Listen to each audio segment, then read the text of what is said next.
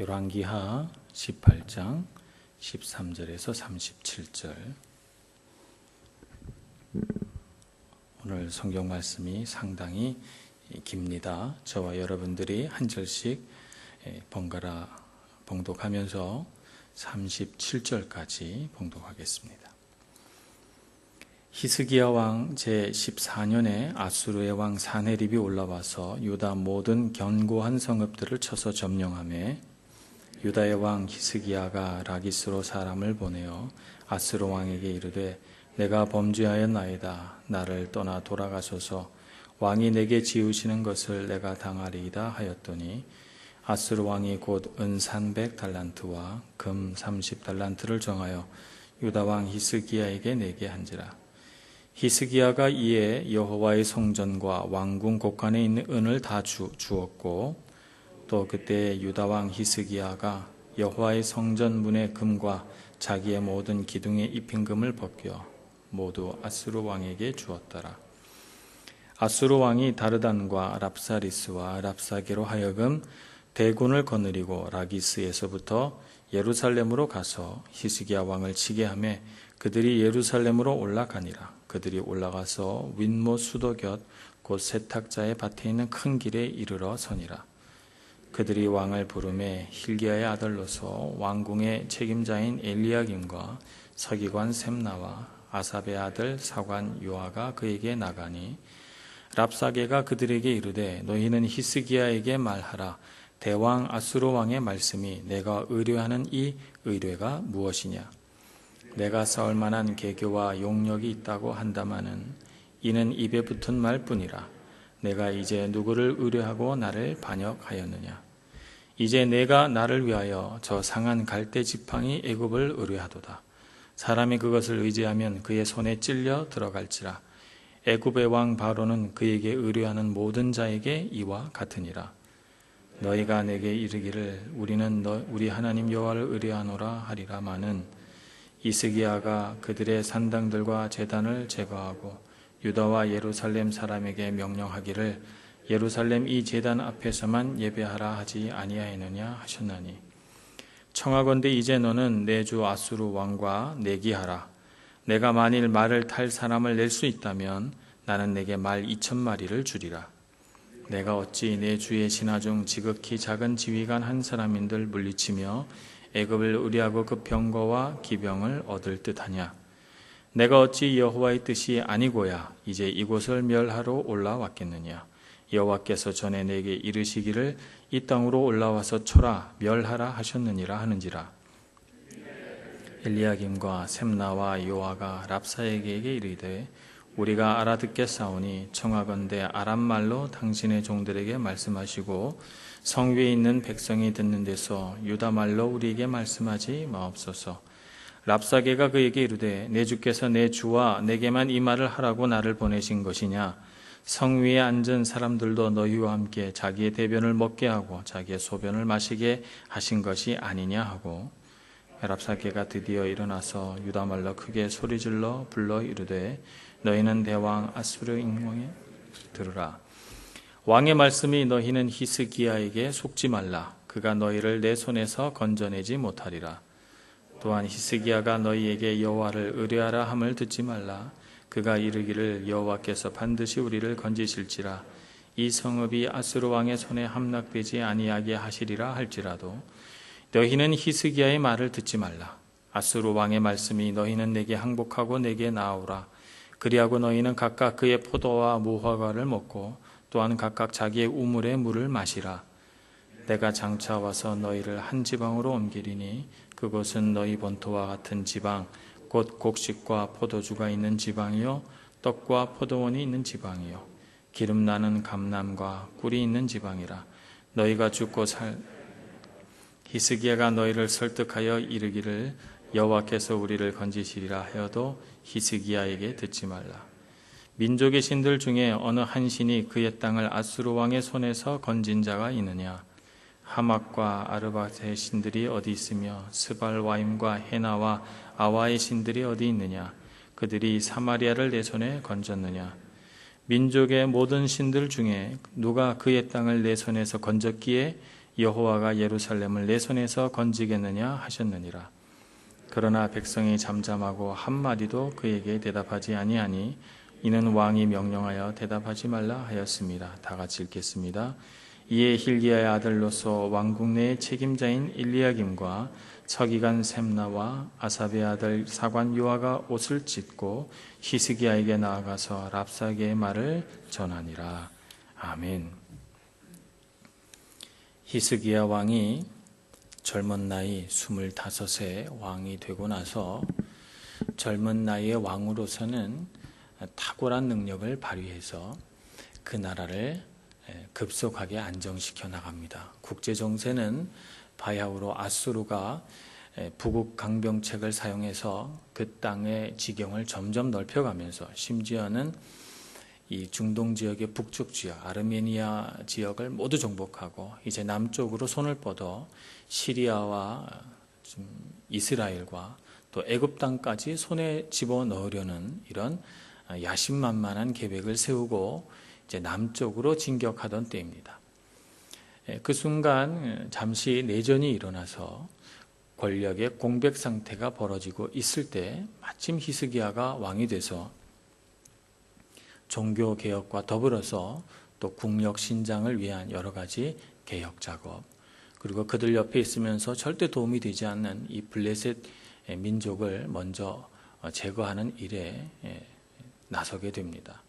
그래서 상당히 힘을 내서 그의 할아버지가 다스리던 때에 말하자면 이스라엘 유다 남쪽 유다 나라 역사상 가장 국력이 약화된 때를 극복하고 이제 나라가 다시금 소생하게 되는 이런 시간을 갖게 됩니다. 이렇게 웬만큼 힘이 갖추어지자 히스기야는 슬슬 아수르 왕의 요청이나 그의 지배를 거부하게 되고 이것이 새로 왕위에 올라서 이제 주변 여러 나라에 그의 힘을 과시하고자 했던 이 랍사 사네립의 마음을 건드리게 됩니다. 그냥 둬서는 안 되겠다 이렇게 생각을 한 이 사네립 왕은 유다를 혼을 내야 되겠다고 생각을 합니다. 그래서 엄청난 대군을 거느리고 유다 땅을 침입하게 되는데 역사 기록에 보면 순식간에 46개의 성읍이 그의 손에 들어가게 되고 46개의 성읍 가운데 그가 자행한 잔인하고 악랄한 그 횡포와 그 약탈은 역사에 하여튼 기록이 될 만큼 그런 잔인한 일들이 유다 땅에서 벌어지게 됩니다. 많은 사람들이 죽고 고문당하고 사로잡혀 가게 됩니다. 이런 일들은 순식간에 소문을 타고 예루살렘 성으로 퍼져 들어왔고 성 안에 있는 예루살렘 사람들은 공포에 사로잡히게 됩니다. 히스기야 왕은 도저히 상대가 되지 않으니까 그에게 조공을 바치겠다 이렇게 회유책을 제시하는데요.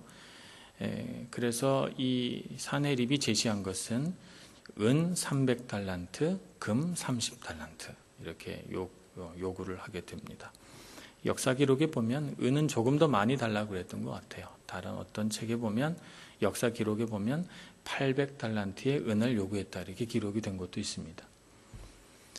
그래서 이 사네립의 요구에 맞추려고 하다 보니까 하다못해 기둥에 씌운 금까지 다 긁어서 하여튼 금이란 금은 은이란 은은 다 거두어 가지고 그에게 보낼 수밖에 없는 비참한 지경에 이르릅니다마는 사네립은 거기에서 그치지 않고 이 유다 히스기야의 길을 완전히 꺾어버려야지 그냥 둬서는 안 되겠다 이렇게 생각을 합니다. 그 많은 조공을 받고도 물러가지 않고 예루살렘 성을 에워싼 채 무조건 항복하라고 요구합니다. 바로 오늘 이 성경의 말씀이 바로 그 부분이고 이 사건이 얼마나 이 예루살렘에 있는 이 유다 민족과 히스기야의 삶 가운데 큰 영향과 충격을 주었는지 이 이야기, 똑같은 이야기가 이사야서 36장에 또 기록이 되어 있습니다. 조금 다른 각도에서 기록이 되어 있지만 그러나 똑같은 말씀이 기록되어 있어요. 사네립 왕은 라기스라고 하는 곳에서 본영을 구성하고 거기서 자기 부하들을 예루살렘 성으로 보내서 자신 대신 싸우게 합니다. 그 중에서 오늘 랍사게라고 하는 사람이 이 사네립 왕의 대변인 역할을 자처하면서 이제 히스기야 왕과 이야기하기 시작하는데, 그가 예루살렘 성에 있는 사람들에게 유다말, 곧 히브리 말을 사용해서 말하게 됩니다. 아람어를 사용해도 충분히 알아들을 수 있고 아람어와 히브리어가 크게 차이 나지 않기 때문에 아람어로 얘기하면 좋으련만 민초들까지 다 알아들을 수 있는 모든 백성들이 다 사용하는 유다말, 곧 히브리 말을 사용해서 그가 백성들이 들으라는 것이죠. 그러면서 위협과 회유, 이 두 가지를 예루살렘 성에 있는 백성들과 또 신하들과 왕에게 전하게 됩니다. 제발 아람말로 해달라고 부탁을 해도 아랑곳하지 않고 더욱 큰 소리로 말하는 이 랍사게의 말을 가만 들어보면 그가 이스라엘 백성을 한편으로는 겁주고 또 다른 한편으로는 회유해서 결국 그들이 성문을 열고 무조건 항복하도록 하려는 의도가 깔려 있음을 보게 됩니다. 이스라엘 백성들은 싸우자니 전부 죽을 것 같고 항복을 하자니 승리자가 된 그들이 어떤 식으로 그들에게 나올지 알 수가 없으니 이러지도 못하고 저러지도 못하는 이런 어려움 속에 빠져들게 됩니다. 이런 상황을 보면서 마치 사탄이 우리에게 구사하는 전술도 비슷하지 않나 하는 생각을 해봅니다. 어떤 때는 우리로 하여금 위협해서 하나님을 믿는 일에 무력하게 만들고, 또 어떤 때는 우리를 회유해서 하나님을 믿는 일은 재미없고 지루한 일로 만들어서 아주 재미있고 유쾌한 세상 일에 빠져들게 하는 이런 두 가지 방법을 가지고 우리에게 접근해 오는 것을 깨닫게 합니다. 랍사게가 위협한 내용들은 이런 것입니다. 상한 갈대 지팡이 같은 애굽 왕을 의지하지 말라. 내가 너희에게 말 2,000마리를 줄 테니 그 2,000마리의 말을 타고 싸울 수 있는 기병이 있다면 덤벼라. 우리는 그것보다 훨씬 더 많은 기병이 있다. 또 왕이 산당을 제거하고 예루살렘에서만 하나님을 경외하라고 시켰다니 그게 진짜냐? 이렇게 묻습니다. 이 말은 임금과 백성 사이를 이간질하는 것입니다. 산당을 제거했을 때 백성들이 유쾌하지 않았어요.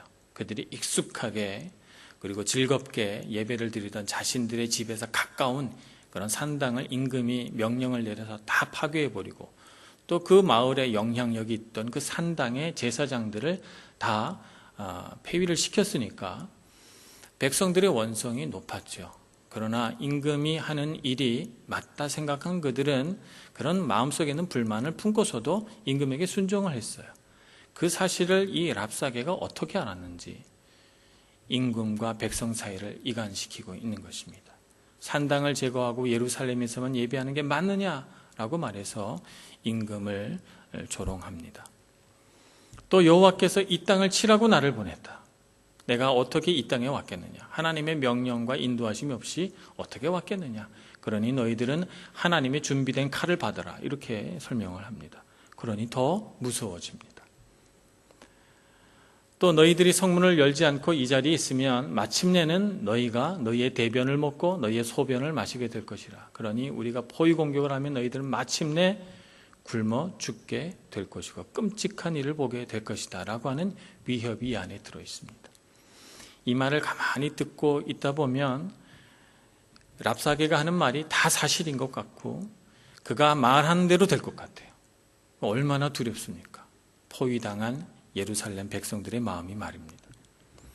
그러면서 다른 한편으로 회유도 합니다. 너희들이 무조건 나에게 항복하면 너희들이 먹던 포도와 무화과를 그대로 먹게 해줄 것이고 너희들이 물을 길어 먹던 우물물의 물도 그대로 마시게 해줄 것이다. 뿐만 아니라 너희들이 살고 있는 땅과 똑같은 땅, 그 땅에는 꿀도 있고 감람나무도 있고 포도나무도 있고 무화과도 있고 그곳에는 떡도 있는 그런 곳에다가 너희를 이주시켜 줄 것이다. 이렇게 말합니다. 역사적으로 보면 실제로 그렇게 되지는 않았어요. 좋은 땅에 왜 이주시켜 주겠습니까? 70년 바벨론 포로 생활을 한 유다 민족이 그곳에서 얼마나 고생을 했는지 모릅니다. 그러나 이렇게 회유를 하는 것입니다. 그러면서 결론 내기를, 우리가 여러 나라를 정복하고 여러 민족을 정복했지만 그들의 신, 그 민족들의 신이 어느 누구도 우리 아수르 왕을 이기지 못하고 우리 아수르가 섬기는 신을 이기지 못했다, 이렇게 선언하면서 너희 민족의 신도 그와 같으리라, 이렇게 말합니다. 오늘 우리가 이 세상을 살아가면서 우리에게 이같이 아주 백척간두의 이런 위험은 쉽게 찾아오지 않습니다만, 그러나 우리가 우리 인생을 살아가다 보면 남들에게 말할 수 없는, 정말 낭떠러지 끝에 서 있는 것 같은 그런 어려움은 우리 인생에 몇 번씩은 꼭 찾아옵니다. 그 위험에 서서, 그 위험에 직면해서 그때 가서 내 마음을 준비하고 그때 가서 어떻게 싸울지를 생각하려고 하면 그때는 늦습니다. 우리는 그런 위험의 때가 찾아오기 전에 먼저 우리의 믿음을 바로 세우고 우리 삶의 여러 가지의 상황과 여건들을 그런 백척간두의 싸움에서도 승리할 수 있도록 준비시켜 놓는 것이 우리가 마땅히 해야 할 일이라 생각합니다. 그러니 우리가 어떻게 싸우면 좋겠습니까? 오늘 이 말씀을 보면서 묵상하기를 소원합니다. 먼저 사탄이 우리를 공격하는 공격 전략, 제가 몇 번 말씀을 드렸습니다만, 우는 사자와 같은 전략, 그것은 위협하고 공격하고 겁주는 전략입니다. 그들이 목표하는 것은 우리가 실제적으로 패배하기 전에 우리의 마음이 먼저 무너지기를 소망합니다. 랍사게가 이스라엘 백성들이, 예루살렘 성의 그 민족 백성들이 먼저 마음이 무너지고 두려움에 사로잡히기를 원했던 것처럼, 우는 사자 같은 이 사탄의 전략은 먼저 우리의 마음이 그가 겁주려고 하는 그 위협에 굴복돼서 묶여 있기를 원합니다. 그래서 물리적인 여러 가지 공격을 합니다. 물리적인 공격을 해서 그들이 가장 목표로 하는 첫 번째는 하나님의 권위를 무너뜨리는 것입니다. 권위를 먼저 의심하게 하고 그것을 무너뜨려서 더 이상 하나님을 의지하지 못하도록 하는 것, 그것이 우는 사자 같은 사탄의 첫 번째 전략입니다.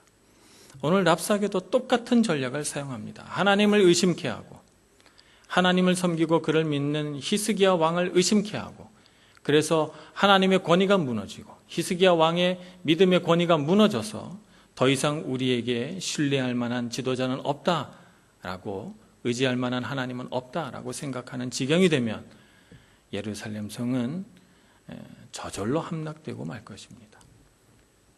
그와 같은 전략을 가지고 하나님을 의심하게 하고 하나님에 대해서 비통한 마음을 가지게 하고, 그래서 하나님으로부터 떠날 마음을 준비시키는 것이 우는 사자의 전략입니다.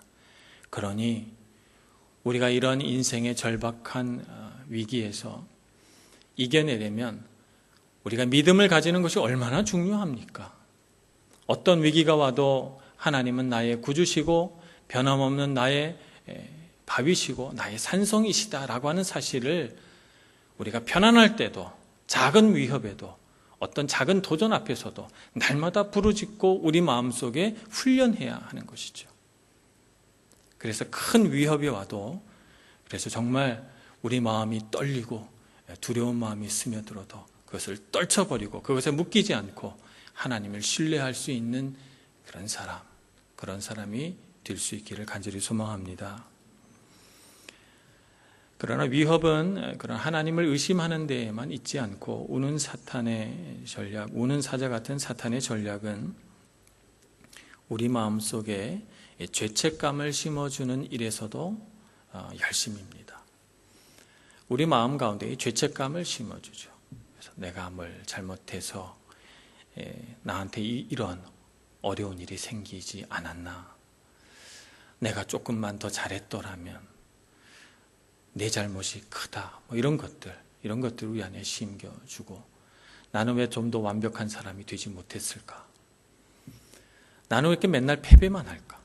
나는 왜 같은 실수를 반복할까? 등등 수많은 내가 찾아낼 수 있는 여러 가지 패배의 요인들, 나의 연약함, 그리고 내가 잘못한 여러 가지 실수들을 찾아내서 그것을 가지고 우리의 마음을 찌릅니다.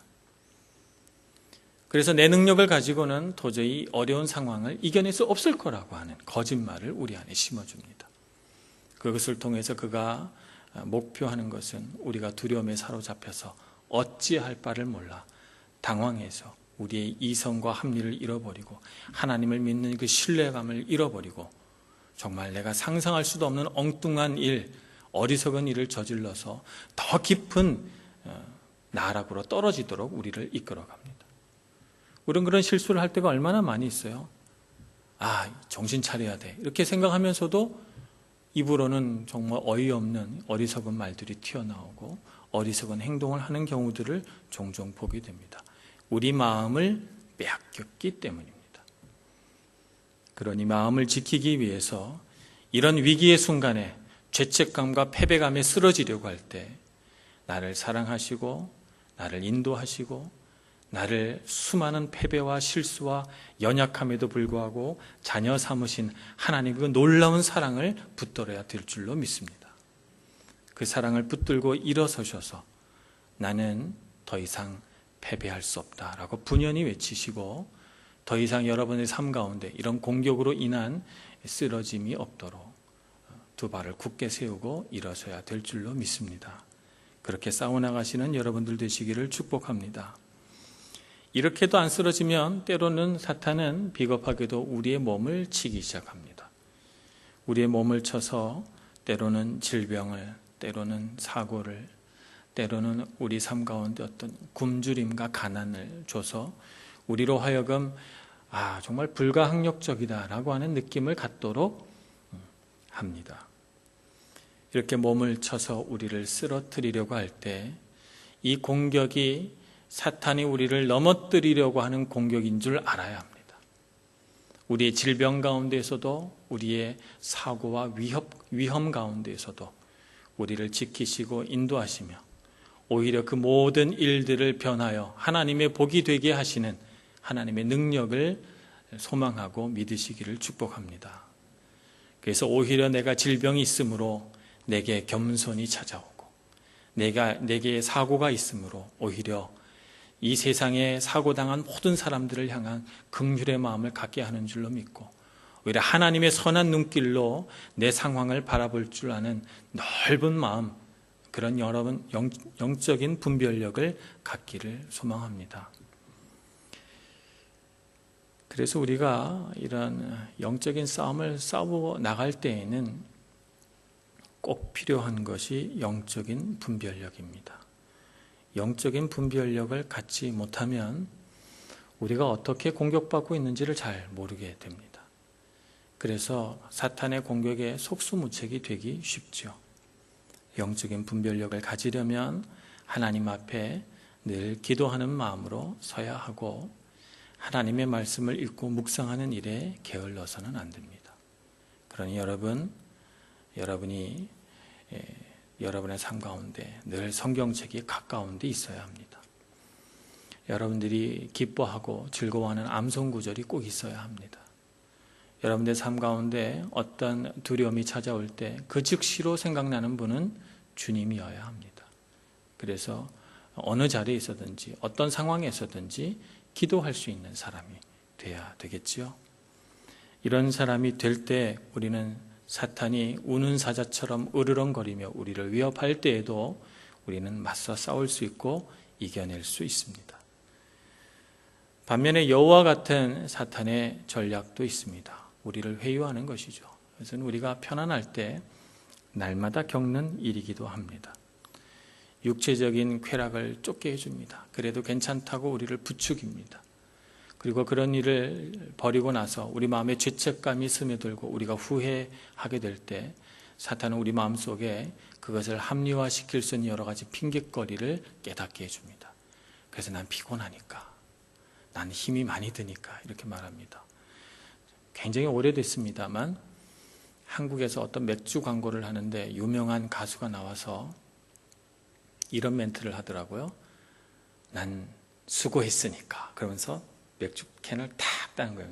차 이렇게 맥주 소리가 나면서 마셔요. 그래서 저건 진짜 멘트를 만들어도 왜 저렇게 만들었을까. 그냥 이 맥주는 맛있다 이렇게 광고를 하지. 나는 수고했으니까. 이게 늘 핑계잖아요. 우리가 죄 앞에서 넘어지는 핑계가 난 힘이 드니까, 난 수고했으니까, 어쩔 수 없으니까. 그러면서 참 우리 인생의 유혹 앞에서 넘어지거든요. 이런 것들을 사탄이 준비해 놓습니다. 일상의 일들을 많이 만듭니다.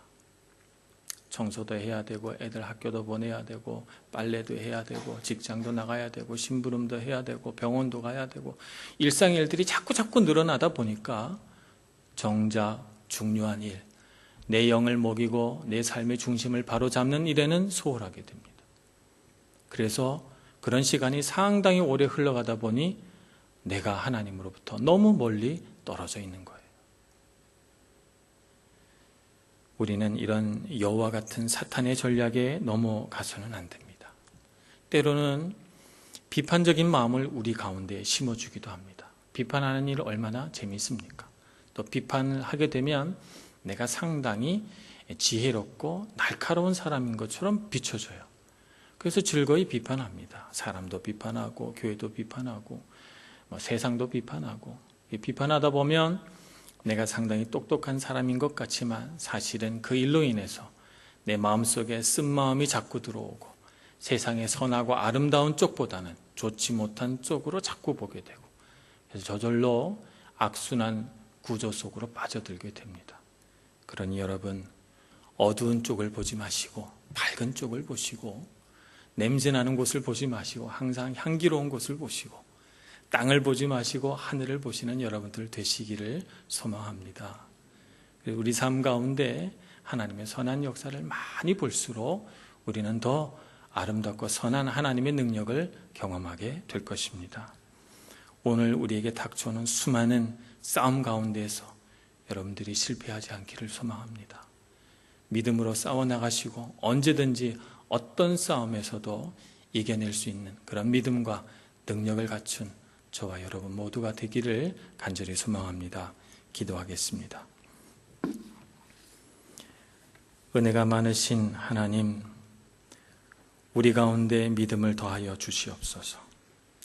어떤 사탄의 공격에도 물러서지 않고 주저하지 않고 두려움에 빠지지 않으며 주님께서 주신 성령의 검을 높이 빼들고 믿음의 방표를 움켜쥐고 믿음의 선한 싸움을 싸워 승리하는 저희들 모두가 다 되도록 은총 베풀어 주시옵소서.